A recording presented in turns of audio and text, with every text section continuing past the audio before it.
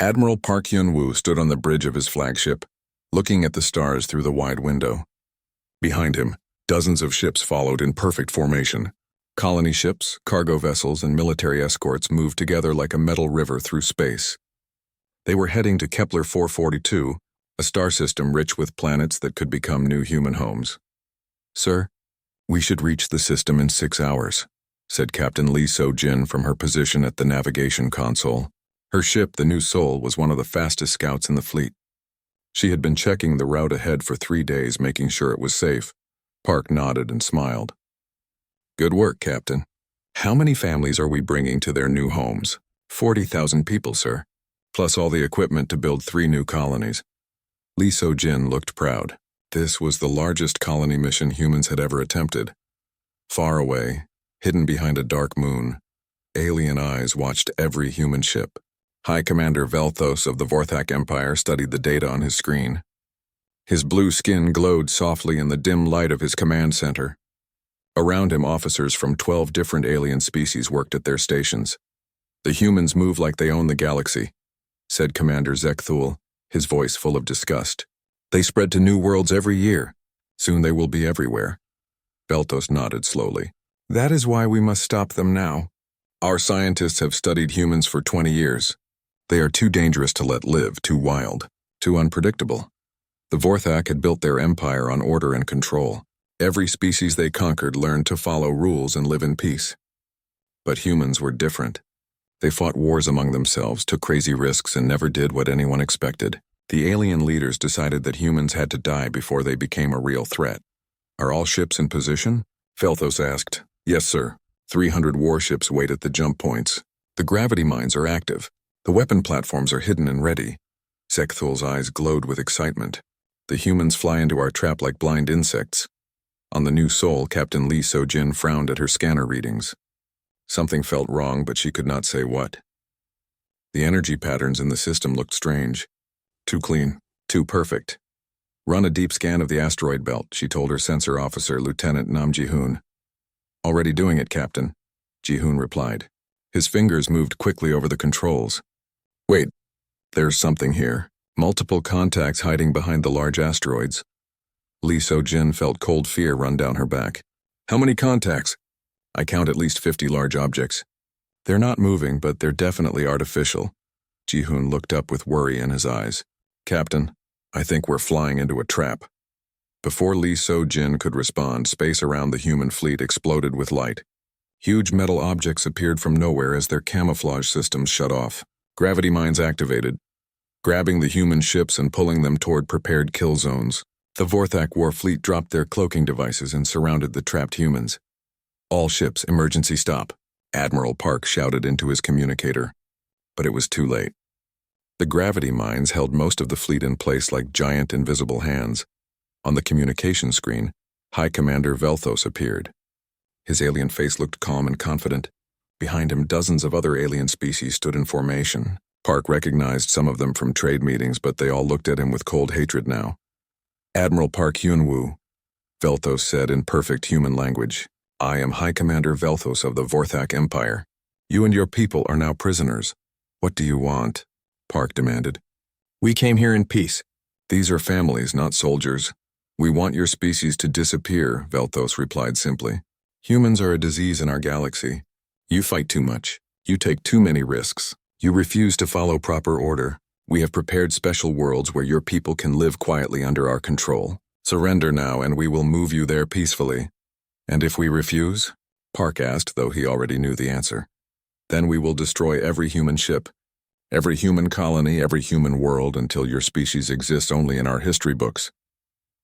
Velthos smiled, showing sharp teeth. "You have 1 hour to decide." The communication ended. Park stared at the blank screen, his mind racing. Around him, his bridge crew waited for orders. Outside, 300 alien warships pointed their weapons at the trapped human fleet. In the communications section, young officer Kim Min-ho worked frantically at his station. He had intercepted alien data transmissions during the conversation. The code was complex, but he had studied alien languages in school. As he translated the messages, his face went pale. "Admiral," Min-ho called out, his voice shaking. "Sir, you need to see this." Park walked over to the communication station. What is it? I decoded some of their tactical data, sir. This isn't just an attack on our fleet. Minho pointed to the screen showing alien fleet positions throughout the galaxy. They have forces moving toward Earth, toward all the human colonies. This is the start of a war to kill every human in the galaxy. Park felt the weight of 40,000 lives on his shoulders. Behind him, Captain Lee Sojin was already working with the other ship commanders, trying to find a way out of the trap. But the gravity mines were too strong and the alien fleet was too large. Options? Park asked his tactical officer. Very few, sir. They have us outnumbered 6-1. Our weapons are designed for colony defense, not major fleet combat. Most of our ships aren't even military. Park looked out at his fleet. Colony ships full of families. Cargo vessels loaded with farming equipment. Medical ships with doctors and teachers. A few escort frigates with light weapons. Against 300 alien warships designed for war. But as he watched, something stirred in his chest. These aliens thought humans would surrender when faced with impossible odds. They thought humans would choose slavery over death. They had studied human history but missed the most important lesson. Humans fought hardest when they had everything to lose. Send a message to all ships, Park ordered. Tell them what Officer Minho discovered. Tell them this isn't just about us. It's about every human alive. Sir, his communications officer asked. Tell them we're going to fight. On alien ships throughout the system, Vorthak commanders waited for the human surrender. They had run the calculations many times. The humans had no chance of victory. Logic said they would surrender to save their families. But the aliens had made one critical mistake. They had studied human logic but ignored human heart. They had learned about human tactics but not about human spirit. High Commander Velthos received the human response exactly 1 hour later. It was short and simple. No. As the word appeared on his screen, Velthos felt the first touch of doubt. In his long military career, no trapped enemy had ever refused such clear terms. The humans had to know they would die. Begin the attack, he ordered, but his voice was less confident than before. The war that was meant to kill humanity had begun, but the aliens were about to learn that humans had their own ideas about how wars should end. The first alien attack came like thunder. Energy beams cut through space, hitting the outer human ships. 2 cargo vessels exploded in bright balls of fire. The gravity mines held the human fleet in place while Vorthak warships moved closer, picking their targets carefully. Admiral Park Hyunwoo gripped his command chair as his flagship shook from near misses. Damage report. Hull breach on Deck 7. We've lost our main communication array, reported his tactical officer. Around them, more human ships took hits. The aliens were being careful not to destroy everything at once. They wanted to force a surrender. Sir, this is madness, said Commander Oh Sung-min over the communication system. He commanded one of the large cargo ships, the Busan Runner. We can't fight warships with colony vessels. Then we don't fight like warships, Park replied. Chief Engineer Choi, are you listening? Yes, sir, came the voice of Chief Engineer Choi Yoon-ji from the engineering deck. She was the best engineer in the fleet, known for solving impossible problems. I need you to turn our civilian ships into weapons. Use whatever we have. There was a pause. Sir, that's crazy. But I think I can do it. While Choi Yoon-ji worked on her impossible task, Captain Lee So-jin was making her own plans. Her scout ship New Seoul was small and fast, one of the few vessels that could still move despite the gravity mines. Nam Ji-hoon, she called to her pilot. How close can you get us to those alien weapon platforms? Lieutenant Nam Ji-hoon studied his screens. Pretty close, Captain. They're not expecting small ships to attack them. Their sensors are focused on the big targets. Good. Grab the emergency repair suits. We're going mining. Mining, ma'am? Lee So-jin smiled for the first time since the battle started. We're going to plant some surprises on alien equipment. In the engineering section of the flagship, Choi Yoon-ji was working with teams across the fleet. Her voice carried over dozens of communication channels as she gave instructions to engineers, mechanics, and even farmers who knew how machines worked. Listen carefully, she told them. The mining ships have rock crushers.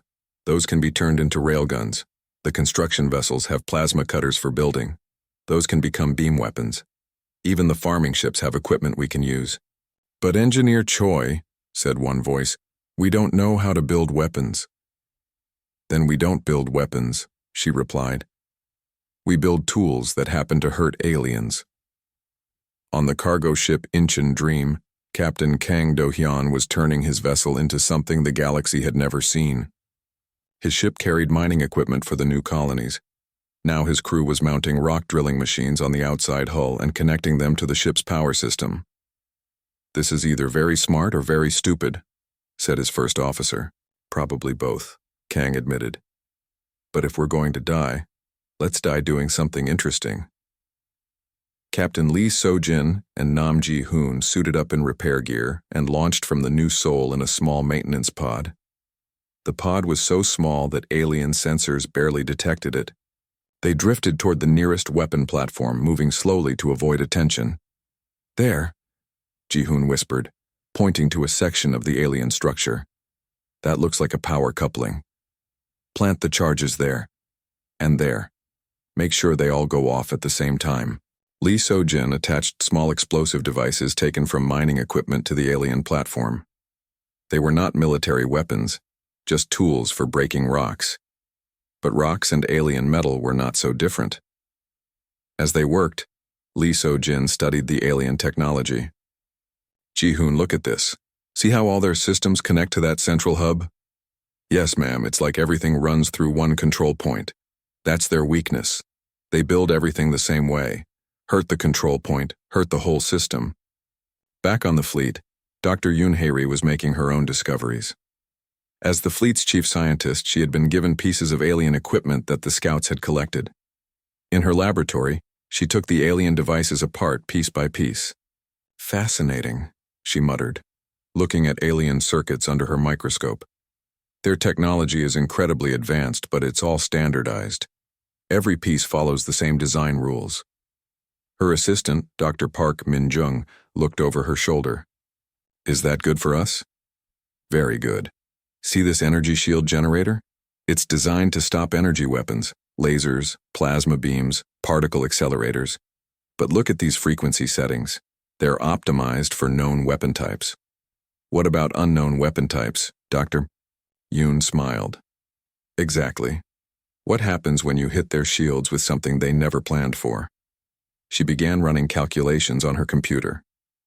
Simple kinetic projectiles, metal bullets, fired at specific frequencies.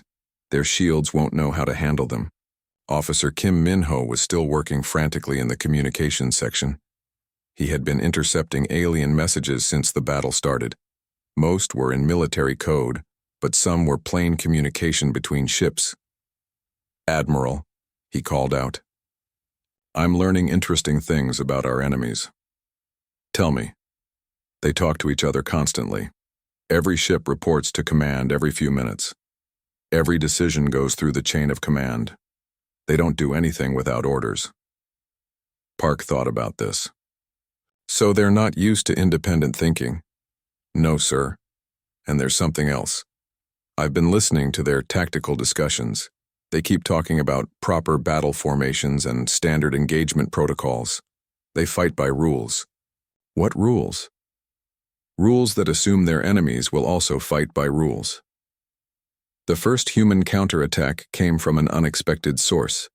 Captain Kang Do-hyun's modified cargo ship, now bristling with mining equipment turned into weapons, broke free from its gravity mine by overloading its engines.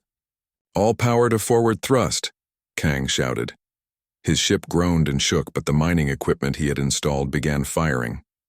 Instead of elegant energy beams, chunks of metal shot out at incredible speed, powered by the same systems used to break apart asteroids.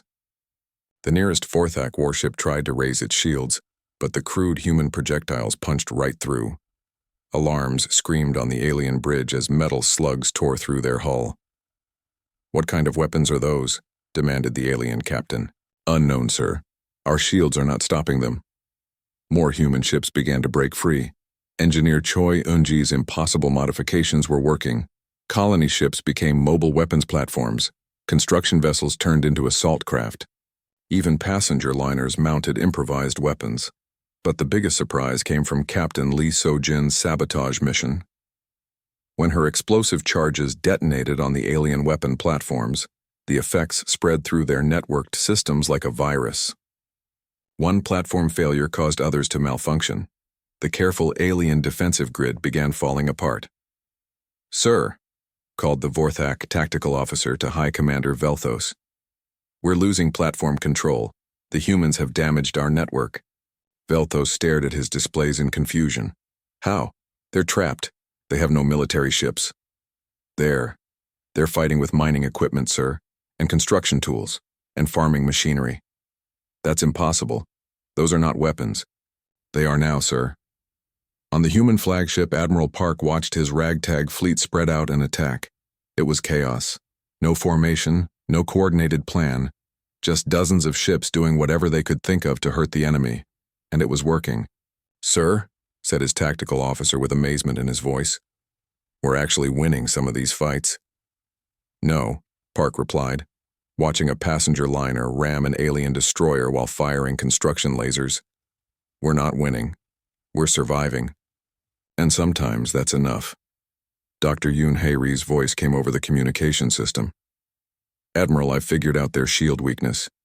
If we can build kinetic weapons that fire at frequency 2.7 terahertz, we can punch through any Vorthak shield." "Can we build such weapons?" "We already are. The mining equipment Captain Kang modified fires at almost exactly that frequency by accident." Park smiled.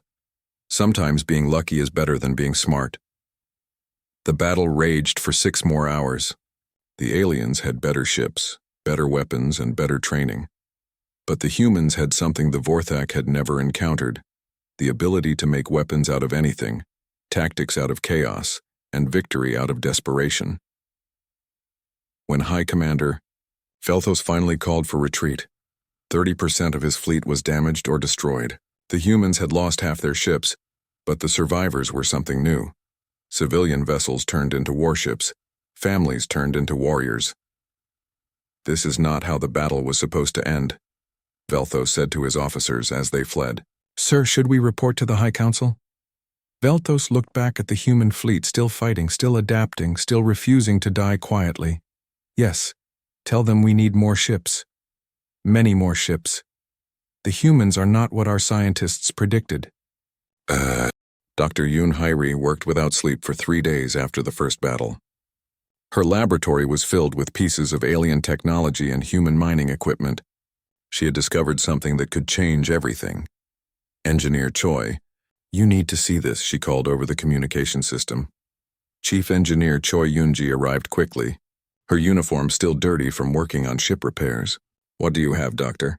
"I call them kinetic resonance projectiles," Yoon said, holding up a simple metal slug. "Regular mining charges, but shaped to vibrate at exactly 2.7 terahertz when they hit something solid."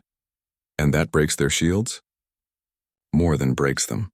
It makes the shields work against the ship that's using them. The energy feedback can overload their entire power system." Choi smiled. "How fast can we make these?" "We can convert all our mining charges in 6 hours, but we need better ways to fire them." "Leave that to me." Across the human fleet, a new kind of weapon was being born. Mining ships became mobile artillery. Construction vessels turned into railgun platforms. Even small repair pods were fitted with tiny projectile launchers. Captain Kang Do-hyun was leading this transformation.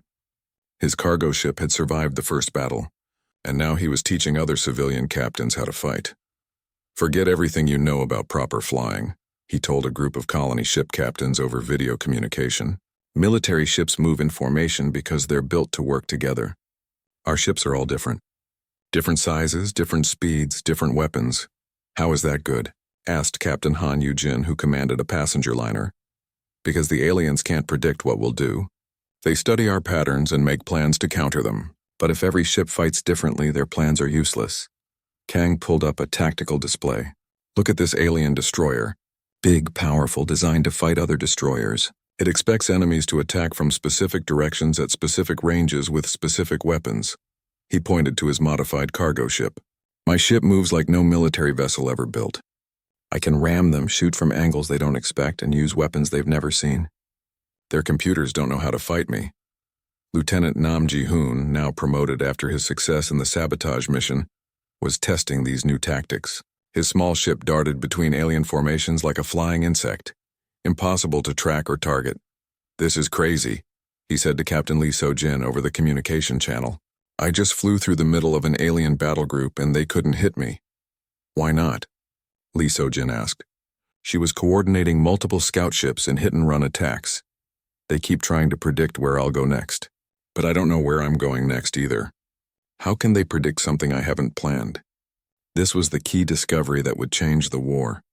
The Vorthak Empire was built on order, planning, and predictable behavior. Their military computers could calculate the best response to any standard tactic. But human tactics were not standard. They were chaotic, individual, and constantly changing. Commander Oh Sung-min was proving this in spectacular fashion. His cargo ship, the Busan Runner, had been converted into something that defied all military logic. It carried mining lasers, construction equipment, farming tools, and passenger amenities all connected to improvised weapon systems. "Sir, their destroyer is targeting us," reported his tactical officer. "Good," Oh replied. "Let them see a big, slow cargo ship. Right up until we do something impossible." The alien destroyer moved closer, confident it could destroy the human vessel easily. Its captain had fought cargo ships before.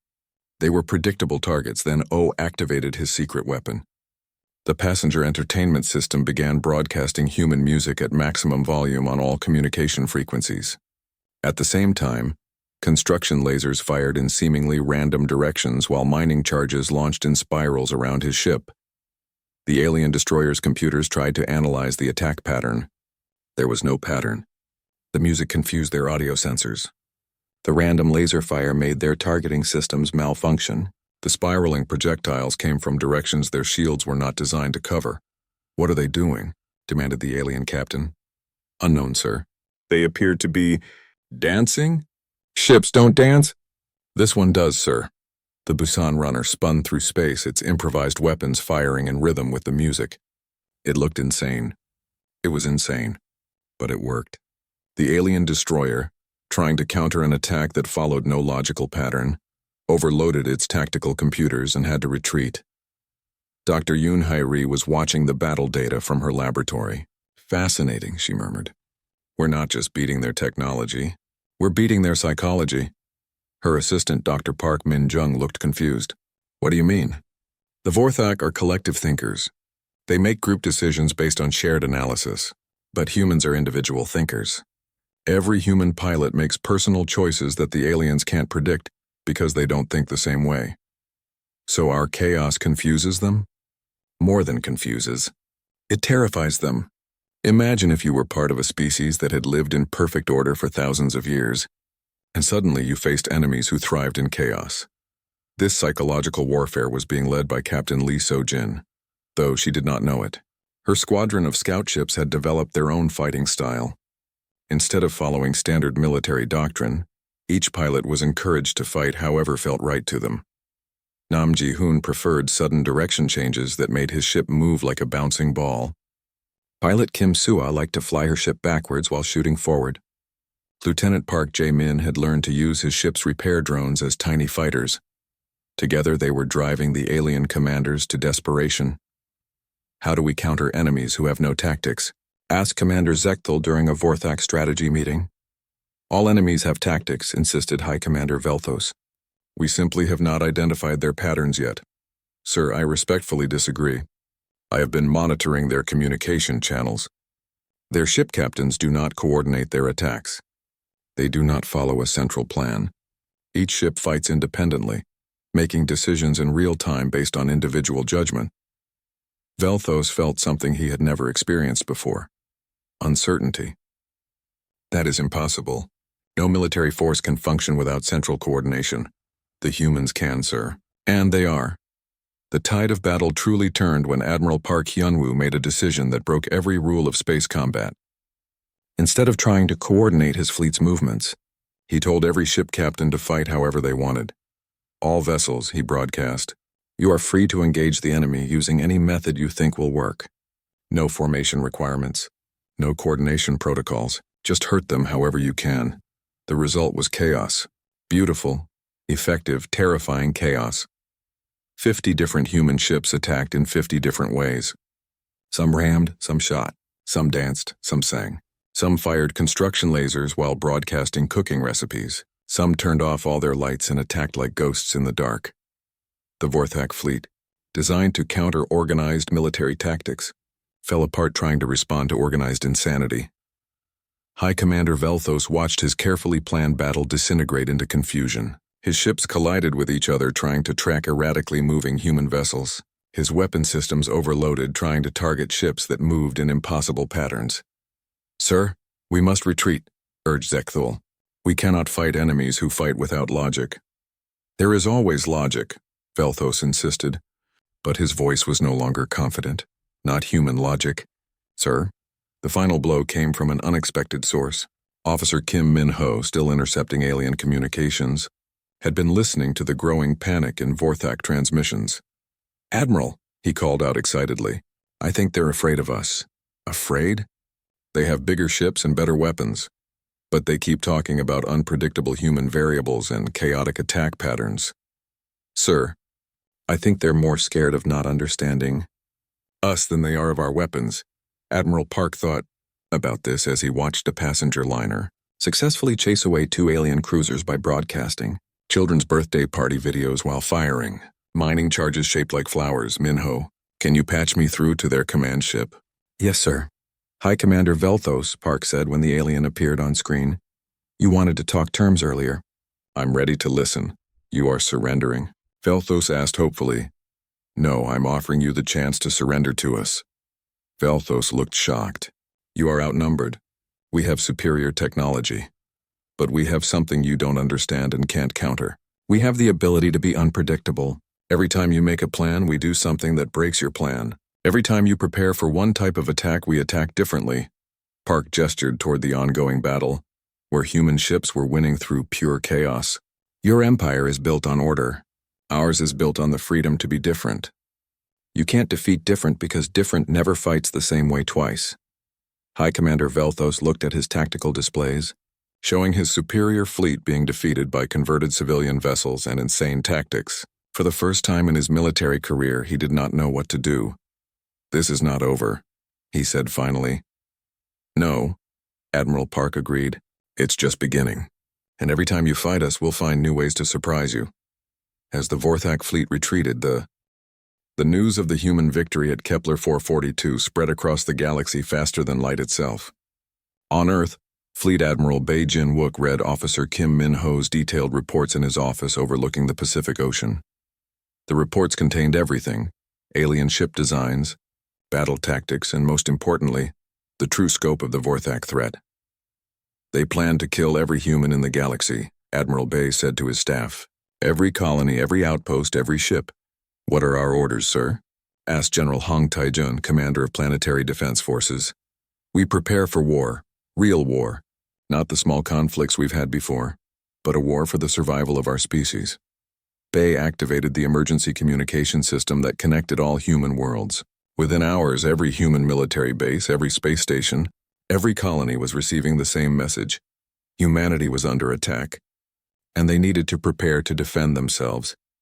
But the humans were not the only ones spreading news. In the dark halls of the Vorthak High Council, Supreme Overlord Kethmore read High Commander Velthos's battle reports with growing anger. "You were defeated by construction equipment and mining tools?" he demanded. "Supreme Overlord, the humans fight in ways our military doctrine never anticipated. They use chaos as a weapon.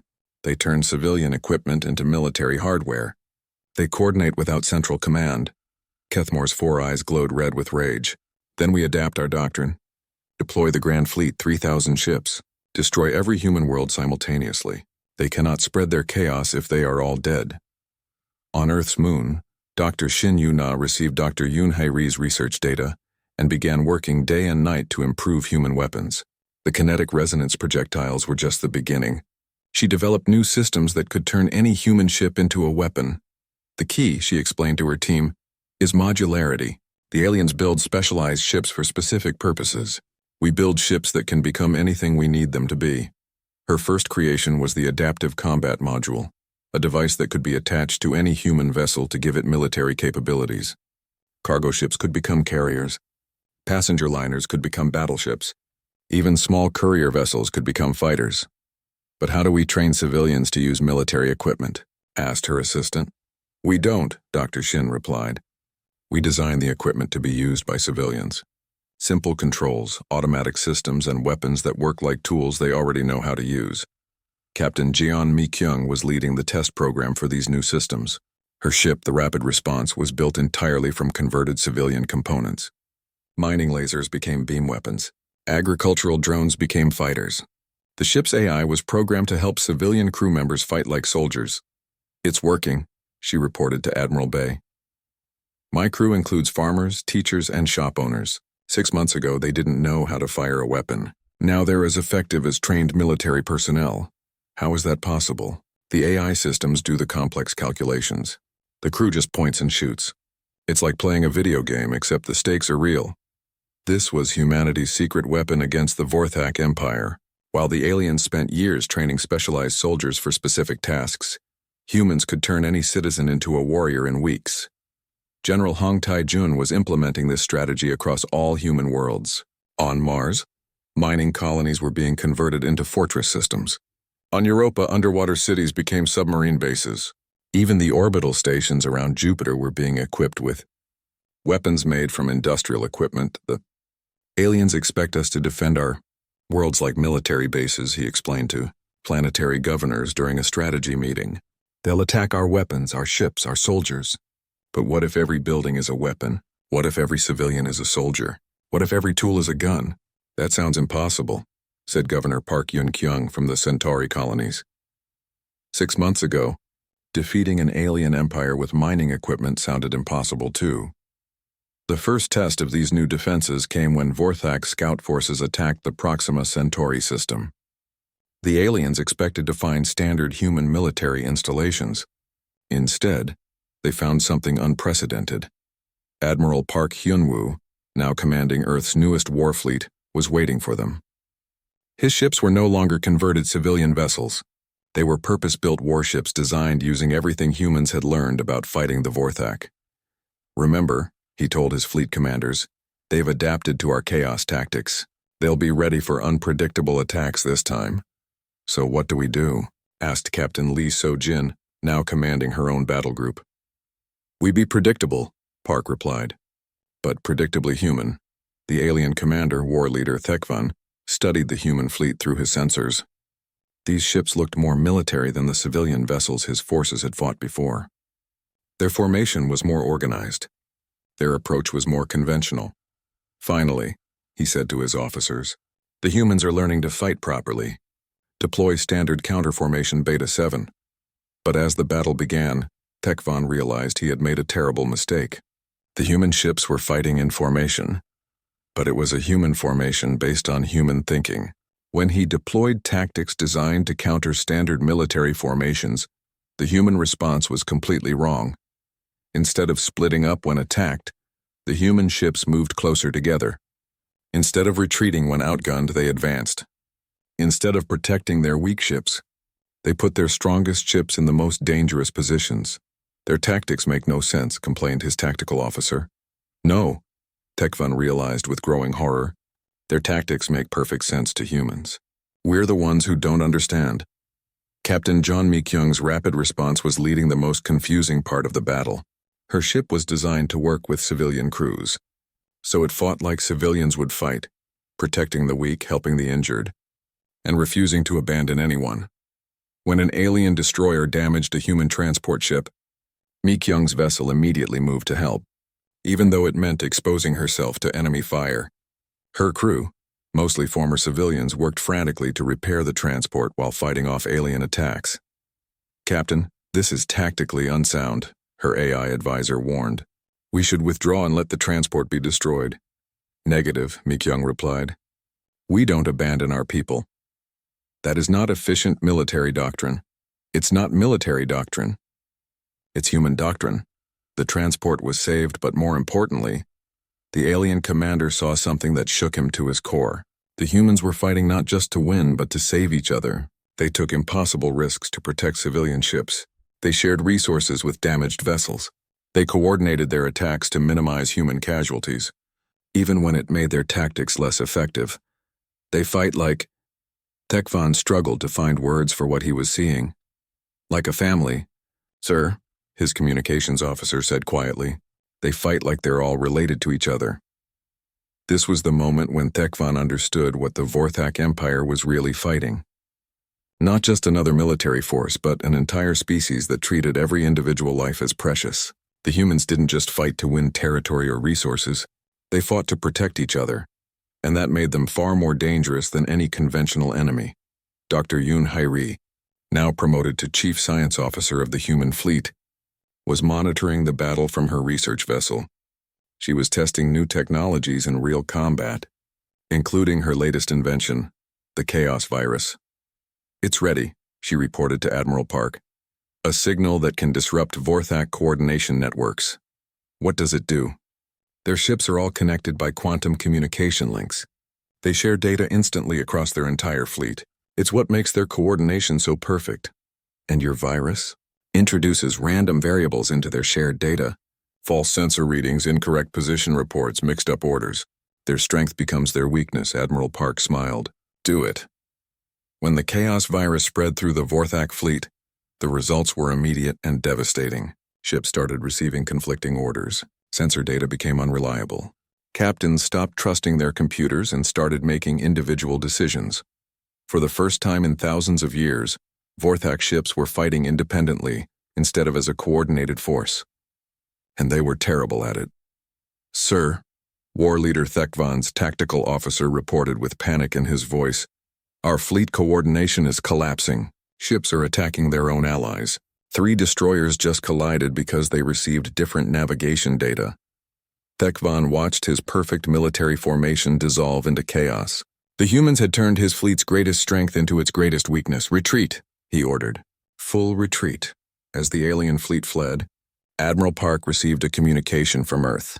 Officer Kim Min-ho, now promoted to communications chief, had intercepted Vorthak strategic communications. Sir, they're gathering everything they have. The Supreme Overlord is personally leading an attack on Earth with over 5,000 ships. When? 6 weeks, sir. Park looked at his small victory fleet, then at Earth hanging in space ahead of them. 50 human ships had just defeated 300 alien vessels. But 5,000 ships was a different problem entirely. Send a message to all human worlds, he ordered. Tell them to come home. Earth needs every ship, every weapon, every person who can. The largest fleet in galactic history approached Earth like a dark storm. Supreme Overlord Kethmore commanded over 5,000 Vorthak warships, representing every species in his empire. This was not just an attack. It was the complete military might of 12 civilizations united in one purpose, the total destruction of humanity. Today we end the human disease forever, Kethmore announced to his massive fleet. No survivors, no prisoners, no mercy. We cleanse the galaxy of chaos. On Earth, Admiral Park Hyun-woo stood in the command center, watching enemy ships fill his sensors. Beside him, Fleet Admiral Bae Jin-wook coordinated the defense of humanity's homeworld. Around them, officers from every human colony worked together in the most important battle their species had ever fought. How many ships do we have? Park asked. 1,500 combat vessels, Bae replied, plus about 3,000 civilian ships that volunteered to fight. 4,500 ships against 5,000. Those are better odds than we usually get. Captain Lee So-jin, now commanding the battle cruiser Indomitable, was leading the outer defense line. Her ship was no longer a converted scout vessel, but a purpose-built warship that incorporated everything humans had learned about fighting aliens. All ships, remember the plan, she broadcast to the Earth Defense Fleet. We don't try to win through superior firepower. We win by being more human than they are alien. Lieutenant Nam Ji-hoon, now a squadron commander, was preparing his pilots for something unprecedented. Today we show them what human creativity looks like when our entire species is threatened. The first wave of alien ships entered Earth's solar system like a metal tide. They moved in perfect formation, their coordination flawless, their tactics textbook perfect. They expected to fight desperate human defenders using conventional military strategy. Instead, they encountered Admiral Lim Jae-sung's revolutionary defense plan, weaponized chaos. Every human ship, from massive battle cruisers to tiny personal yachts, had been given the same orders. Fight however you want, whenever you want, using whatever weapons you can create. The only rule was that there were no rules. The result was beautiful madness. Commander Ryu Seo-hyun led a squadron of chaos fighters, small, fast ships designed to be completely unpredictable. Her pilots included former taxi drivers, delivery pilots, and racing enthusiasts. None of them fought like military pilots because none of them were military pilots. Remember, she told her squadron, we're not trying to destroy their big ships. We're trying to confuse their big ships while our big ships destroy them.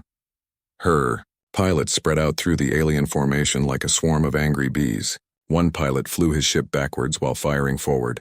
Another spun in circles while broadcasting classical music. A third kept changing his ship's paint colors using nanobots, making it nearly impossible to target visually. The alien formation, designed to handle coordinated military attacks, began to break apart as commanders tried to track dozens of small ships doing impossible things. "What are they doing?" demanded Supreme Overlord Kethmore. "They appear to be playing, sir," reported his tactical officer. "One ship is flying in the shape of their alphabet letters. Another is broadcasting cooking instructions while firing mining lasers. Ships don't play during battles. Human ships do, sir." The breakthrough came when young technician An Bo-ram, working with Dr. Shin Yuna in Earth's orbital defense station, activated the ultimate chaos weapon, a galaxy-wide virus designed to attack Vorthak coordination systems. "It's more than just false data this time," Dr. Shin explained as she watched her creation spread through the alien fleet's quantum communication network. "This virus learns from their responses and adapts to counter their adaptations." "What does that mean?" Admiral Bay asked. "It means their computers will start thinking like human computers, chaotically." The effect was immediate and catastrophic for the Vorthak fleet. Ships that had fought in perfect coordination for thousands of years suddenly began receiving random, contradictory orders. Navigation systems started plotting impossible courses. Weapon systems began targeting their own allies. But the aliens' greatest shock came when they realized that human chaos was not random at all. It was organized chaos. Thousands of individuals, making personal decisions that somehow worked together to create a larger strategy.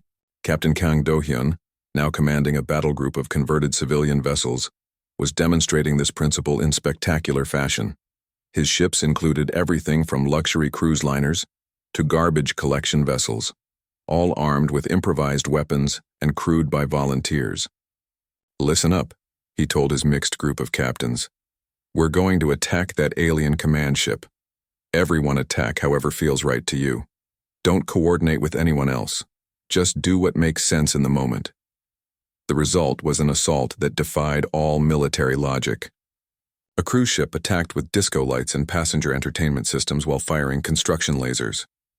A garbage collection vessel rammed an alien destroyer while spraying industrial waste.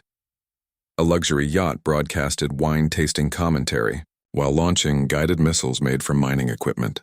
The alien command ship's computers, designed to counter organized attacks, had no response protocols for an assault that included no organization whatsoever. Supreme Overlord Kethmore watched his perfect fleet fall apart around him. Ships collided with each other as their navigation systems failed. Weapons fired at random targets as their targeting computers malfunctioned. Entire battle groups broke formation as individual captains stopped trusting their orders and started making independent decisions. "Sir, our coordination network is completely compromised," reported his communications officer. "Ships are operating independently now." "Then they will fight independently," Kethmore declared. "Individual Vorthak ships are still superior to individual human ships." But this was his final mistake. Vorthak ships and crews were designed to work as part of a coordinated whole. When forced to fight independently, they were lost and confused. Human ships and crews, on the other hand, were designed by nature to work independently while supporting each other. Captain Lee Sojin was proving this as she led her battle group against the alien flagship. Her ships moved like a wolf pack, each ship independent but all working toward the same goal. "Remember," she told her captains, "we're not trying to destroy their flagship. We're trying to capture their supreme overlord." "Capture him?" asked. Captain Han Yujin from the converted passenger liner Seoul Express. We want to talk to him. Humans solve problems by talking, aliens solve problems by fighting. Let's show him the difference. The assault on Kethmore's flagship was unlike anything in the history of space warfare. Instead of trying to destroy the alien ship, the humans disabled its engines and weapons. Instead of killing the crew, they used non-lethal gas to put them to sleep. Instead of claiming victory through destruction, they claimed victory through capture. When Supreme Overlord Kethmore woke up in a human medical bay, he found himself surrounded by human doctors who were treating his injuries and offering him food. "Why am I not dead?" he asked Admiral Park Hyun-woo, who was sitting beside his bed. "Because dead enemies can't become friends," Park replied. "And we'd rather have friends than enemies." "You defeated my entire fleet to make friends?" "We defeated your entire fleet to save our families. Making friends is just a bonus." Kethmore looked out the window at the space around Earth. The Vorthak fleet was not destroyed. It was captured. Human ships were helping repair alien vessels. Human doctors were treating alien wounded. Human engineers were working alongside alien technicians to fix damaged systems. "I don't understand," Kethmore said. "You won. Why are you helping us?" "Because that's what humans do," Park explained. "We fight when we have to. We help when we can. And we always look for ways to turn enemies into friends." Dr. Yoon Hairi entered the medical bay carrying a tablet full of data. "Supreme Overlord, I've been studying your empire's structure. Your species are all locked into rigid social roles, correct? No individual creativity, no personal choice, no chaos." "Chaos is destructive," Kethmore replied weakly. "Chaos is creative," she corrected. "Look at what humans accomplished when we were forced to be chaotic. We turned mining equipment into weapons. We turned civilians into soldiers. We turned a desperate last stand into victory. But chaos means unpredictability. How do you maintain order?" Admiral Park smiled. "We don't maintain order. We maintain freedom. And free people will always fight harder to protect their freedom than ordered people will fight to maintain their order." Over the following weeks, something unprecedented happened in galactic history.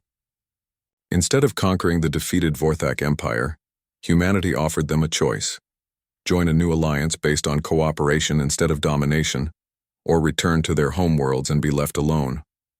Most chose to join species that had been forced into the Empire thousands of years ago, discovered that they preferred human-style freedom to Vorthak-style order.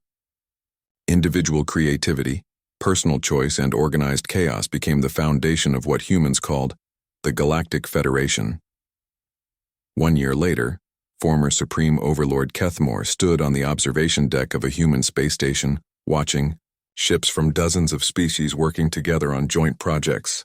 Each species contributed their unique abilities, but no one was forced to follow.